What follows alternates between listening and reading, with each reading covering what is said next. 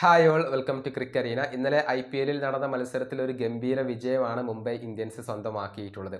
രാജസ്ഥാൻ റോയൽസിനെ അവരുടെ മൈതാനത്ത് വെച്ചുകൊണ്ട് 100 റൺസിനാണ് മുംബൈ ഇന്ത്യൻസ് പരാജയപ്പെടുത്തിയിട്ടുള്ളത്. മുംബൈയുടെ എല്ലാ താരങ്ങളും തിളങ്ങുന്ന ഒരു കാഴ്ചയാണ് നമുക്ക് കാണാൻ കഴിഞ്ഞിട്ടുള്ളത്.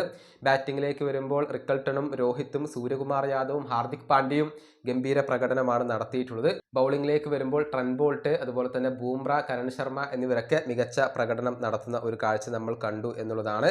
അങ്ങനെ ഒരു സമ്പൂർണ്ണ ആധിപത്യത്തോടു കൂടിയുള്ള വിജയമാണ് മുംബൈ ഇന്ത്യൻസ് സ്വന്തമാക്കിയിട്ടുള്ളത്. എടുത്തു പറയേണ്ട ഒരു കാര്യം, ജയ്പൂരിൽ വെച്ചുകൊണ്ട് മുംബൈ ഇന്ത്യൻസ് ഇത് 12 വർഷങ്ങൾക്ക് ശേഷം ആദ്യമായി കൊണ്ടാണ് വിജയിക്കുന്നത്. അതായത് കഴിഞ്ഞ 12 വർഷമായി രാജസ്ഥാൻ റോയൽസ് ജയ്പൂരിൽ മുംബൈ ഇന്ത്യൻസിനെതിരെ ഒരു വിജയക്കുതിപ്പ് നടത്തുകയായിരുന്നു.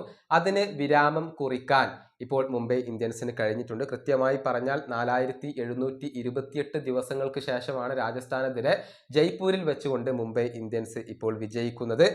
അതിന്റെ കണക്കുകൾ നമുക്കൊന്ന് പരിശോധിക്കാം. 2012 അവസാനമായിക്കൊണ്ട് മുംബൈ ഇന്ത്യൻസ് അവിടെ വിജയിച്ചിരുന്നത്. 2012 10 വിക്കറ്റിന്റെ ഒരു വിജയമായിരുന്നു മുംബൈ ഇന്ത്യൻസ് അവിടെ സ്വന്തമാക്കിയിരുന്നത്.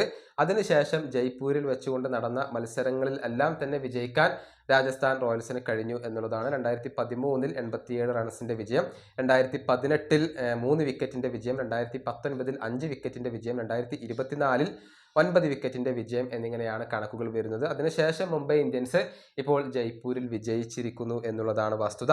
ഏതായാലും മുംബൈ തകർപ്പൻ പ്രകടനമാണ് ഇപ്പോൾ നടത്തിക്കൊണ്ടിരിക്കുന്നത്. അവരുടെ എല്ലാ താരങ്ങളും എല്ലാ ഡിപ്പാർട്ട്മെന്റും ഇപ്പോൾ ഫോമിലേക്ക് ഉയർന്നു കഴിഞ്ഞിട്ടുണ്ട്. ഈ വീഡിയോയുടെ അവസാനിപ്പിക്കുന്നു. അടുത്തൊരു വീഡിയോ കാണാം.